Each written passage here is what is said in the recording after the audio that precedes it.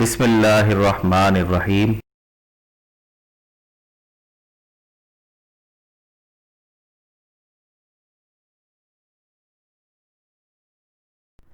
جماعت نحم، مضمون اردو قواعد و انشاء، معلم ضیاء الرحمن۔ پیارے بچوں، آج اردو قواعد و انشاء سے جو ہمارا موضوع ہے وہ ہے واحد جمع، یعنی کہ آج ہم لفظ پر بحث کریں گے کہ لفظ ایک وقت میں واحد بھی ہوتا ہے اور کوئی لفظ ایسے بھی ہیں جن کو ہم جمع کے صیغے میں لیتے ہیں۔ آج ہم واحد جمع کو پڑھیں گے، ساتھ ساتھ اس کے بعد دوسری چیزیں بھی پڑھیں گے۔ تو سب سے پہلے ہم واحد جمع کو دیکھتے ہیں کہ واحد جمع ایک انسان کے لیے، ایک فرد کے لیے، ایک چیز کے لیے جو لفظ بولا جائے گا اسے واحد بولیں گے، جبکہ جو لفظ دو یا دو سے زیادہ افراد یا کسی چیز کے لیے بولا جائے گا وہ جمع کہلائے گا۔ تو سب سے پہلے آپ کے سامنے یہ کچھ واحد جمع لکھے ہوئے ہیں، میں چند ایک آپ کے سامنے بیان کر دیتا ہوں، باقی آپ اس کو خود سے یاد کریں گے اور اس کو لکھ بھی لیں گے، کیونکہ آپ جانتے ہیں کہ آپ کے بورڈ کے اندر جو واحد جمع ہے اس کے حوالے سے آپ کے ایک یا دو واحد جمع آتے ہیں آپ کے MCQs میں، یعنی کہ کثیر الانتخابی سوالات میں، یعنی کہ واحد جمع میں سے آپ کے کل جو نمبر بنتے ہیں وہ ایک یا دو نمبر کے ہوں گے جو آپ کو کثیر الانتخابی سوالات میں سے آئیں گے، جیسا کہ سامع ہے اس کی جمع سامعین ہے، سند ہے اس کی جمع اسناد ہے، سقم اس کی جمع اسقاب، اور سیف سیوف، سفر اسفار، شے اشیاء، شریف اشراف یا شرفا۔ تو بچوں اسی طریقے سے آپ یہ واحد جمع ان کو یاد کریں گے اور اچھے طریقے سے ان کو یاد کر کے آپ اپنی نوٹ بک پر بھی نوٹ کریں گے۔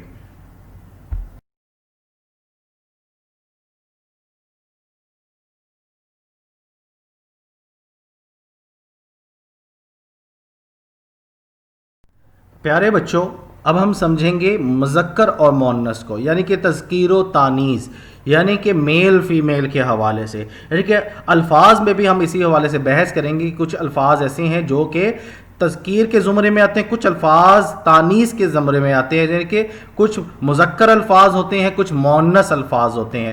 مثال کے طور پر لفظ اونٹ ہے، اس کی مؤنث اونٹنی ہے، بنجارہ مذکر ہے، اس کی مؤنث بنجارن ہے، بچھڑا اس کی مؤنث بچھیا ہے، ٹھیک ہے، پارسی پارسن، پنجابی پنجابن، چمار چمارن۔ اسی طرح سے آپ یہ تمام جو جتنے بھی آپ کے مذکر مؤنث ہیں آپ ان کو یاد کریں گے، یہ صفحہ نمبر 27 پر موجود ہیں، آپ ان کو وہاں سے یاد کر سکتے ہیں۔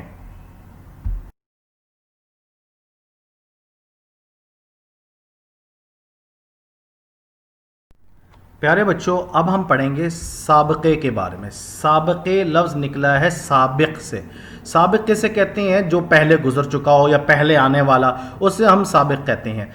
تو حرف یا چند حروف کا وہ مجموعہ جو کسی بامعنی لفظ کے شروع میں لگانے سے ایک نیا لفظ بن جائے سابقہ کہلاتا ہے۔ مثال کے طور پہ یہاں پہ چند ایک سابقے آپ کے سامنے لکھے ہوئے ہیں۔ الف بھی ایک سابقہ ہے، نون بھی ایک سابقہ ہے، ان اور اہل یہ بھی سابقے ہیں۔ اب الف کے ساتھ کون کون سے لفظ ہیں جو کہ بنتے ہیں؟ مثال کے طور پہ پہلا لفظ لکھا ہوا امر، اگر اس کا الف ہٹا دیا جائے تو لفظ بچتا ہے مر، ٹھیک ہے۔ تو مر سے مطلب ہوگا مرنے والا۔ اگر ہم اس سے پہلے الف سابقہ کا ایڈ کر دیں گے تو لفظ بن جائے گا امر، اور امر کا مطلب بنتا ہے نہ مرنے والا۔ اسی طرح اٹوٹ ہے، ٹوٹ الٹ ہوگا، اٹوٹ نہ ٹوٹنے والا، اٹل، اچھوت، الگ اور اکھنڈ، ٹھیک ہو گیا۔ یہ سارے کے سارے سابقے ہیں الف کے حوالے سے۔ دوسرا سابقہ آپ کے سامنے ہے نون ہے، نون سے نڈر، نون سے نکما، نون سے بے اپنا نچپن، نچن اور نہتا۔ اور تیسرا لفظ آپ دیکھیں ان پڑھ، ان مول، ان دیکھا، ان جان، ان گنت، ان بن۔ اسی طرح چوتھا سابقہ ہے اہل بیت، اہل وطن، اہل کتاب، اہل زبان، اہل نظر۔ یہ تمام کے تمام سابقے آپ نے اسی طریقے سے ان کو یاد کرنا ہوگا۔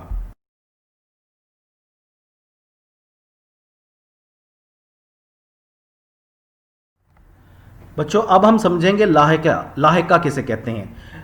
ایک حرف یا چند حروف کا وہ مجموعہ جو کسی بامعنی لفظ کے بعد لگا دینے سے ایک نیا لفظ بن جائے۔ سابقے میں پہلے لگانے سے نیا لفظ بنتا ہے، جبکہ لاحقے میں بامعنی لفظ کے بعد ایک لفظ لگا دینے سے نیا لفظ بن جائے. اس کے بعد میں بننے والے لفظ یا حرف کو لاحقہ کہتے ہیں. جیسے چند ایک مثالیں میں آپ کے سامنے پیش کروں گا، باقی آپ خود ہی اس کو سمجھ لیجئے گا.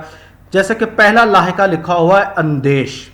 اندیش مطلب اس سے پہلے اگر ہم لفظ چینج کرتے رہے آخر میں لفظ سیم رہے گا. جیسا کہ دور اندیش، کوتاہ اندیش، عاقبت اندیش، خیر اندیش. اسی طرح انگیز ہے ولولہ انگیز، حیرت انگیز، غم انگیز، وحشت انگیز. بان جہاں بان، نگاہ بان، گلہ بان، پوش خوش پوش، ٹھیک ہے، پلنگ پوش. اسی طرح دان دیکھ لیں، نمک دان، ریاضی دان. سب کے آخر والا لفظ جو ہے وہ سیم ہے، پہلا لفظ جو ہے نا وہ ہم تبدیل کر رہے ہیں. جو آخری جو لفظ ہوگا جس کے پہلے لفظ پہلا بامانی لفظ اگر ہم تبدیل کرتے رہے تو وہ نیا لفظ بنتا رہے، ایسے لفظ کو ہم لاحقہ کہتے ہیں. بچوں اب ہم سیکھیں گے الفاظ متضاد، یعنی کہ متضاد الفاظ ان الفاظ کو کہتے ہیں جو ایک دوسرے کے مخالف معنی میں استعمال کیے جائے. جیسے دکھ کا متضاد سکھ ہے. اسی طرح آپ دیکھیں کہ آغاز کا متضاد انجام ہے. زبردست کا متضاد زیر دست ہے. اسی طرح حاکم کا متضاد محکوم ہے، یعنی کہ حاکم حکومت کرنے والا ہوتا ہے، محکوم جو ہوتا ہے جس پر حکومت کی جائے. دونوں ایک دوسرے کی ضد ہے، الٹ ہیں ایک دوسرے کے. آباد کا متضاد ویران ہے. تقدیم کا متضاد تاخیر ہے. قوت کا متضاد ضعف ہے. اسی طرح نشیب کا فراز ہے، عروج کا زوال، قرب کا بعد، اتفاق کا نفاق. یہ تمام الفاظ اور متضاد ہیں جن کو آپ اچھے طریقے سے یاد کریں گے. اب ہم سمجھیں گے مترادف الفاظ کو. مترادف الفاظ ان الفاظ کو کہتے ہیں جو معنی کے اعتبار سے ایک جیسی ہوں. مثال کے طور پر توکل ہے پہلا لفظ، اس کا جو ہم معنی لفظ ہے وہ بھروسہ بھی ہے، اعتماد بھی ہے، یعنی کہ دونوں الفاظ کا مطلب جو ہے وہ ایک ہے. لہٰذا ایسے الفاظ جو معنی کے اعتبار سے ایک ہوں انہیں ہم مترادف کہتے ہیں. تو پہلا لفظ جیسے کہ آپ کے سامنے لکھا ہوا ہے توکل، بھروسہ، اعتماد. ظلمت تاریکی، تیرگی، اندھیرا. اسرت تنگی، تنگ دستی، غربت. آسائش راحت، آرام. حب محبت، الفت. یہ تمام الفاظ آپ کے سامنے لکھے ہوئے ہیں، یہ تمام مترادف الفاظ کہلاتے ہیں. پیارے بچوں اگلا سوال ہے ہمارا ضرب الامثال سے متعلق، یعنی کہ انہیں کہاوتیں بھی کہا جاتا ہے. تو مثال کے طور آپ کا یہ سوال سمجھ لیں کہ یہ آپ کا بورڈ میں جو اردو کا جو پیپر ہوگا اس کا جو حصہ انشائیہ ہے اس کے اندر یہ سوال 5 نمبر کا آئے گا. مثال کے طور پہ یہ سوال جیسے کہ آپ کے سامنے لکھے ہوئے ہیں، ضرب الامثال لکھی ہوئی ہیں. بات کھٹائی میں پڑ گئی، اور یہ سوال 5 نمبر کا آئے گا. یہ 5 اسی طرح سے ضرب الامثال لکھی جائیں گی لیکن نامکمل لکھی ہوئی ہوں گی، یعنی کہ آدھی لکھی ہوئی ہوگی اور آدھی جو ہوگا آپ کو اس کو لکھنا ہوگا خود سے. مثال کے طور پہ بات کھٹائی، آگے ڈیش وہ لکھ دے گا اور آپ اسے مکمل کریں گے میں پڑ گئی. اسی طرح آپ اگلا ضرب المثل دیکھیں. 12 برس دلی میں رہے، بھاڑ ہی جھونکا کیے. باسی کڑھی میں ابال آیا. بد اچھا، بدنام برا. بوڑھی گھوڑی، لال لگام. پیارے بچوں آج کے لیکچر میں جو کچھ بھی ہم نے پڑھا، مثال کے طور پہ ہم نے واحد جمع بھی پڑھے، مذکر مؤنث بھی، سابقے لاحقے، الفاظ متضاد، الفاظ مترادف اور ضرب الامثال وغیرہ، یہ تمام کے تمام آپ نے جو ہے یہ کام آپ نے اس کو اپنی نوٹ بکس میں نوٹ کرنا ہے اور ساتھ ساتھ آپ نے اس کو اچھی طرح سے یاد بھی کرنا ہے.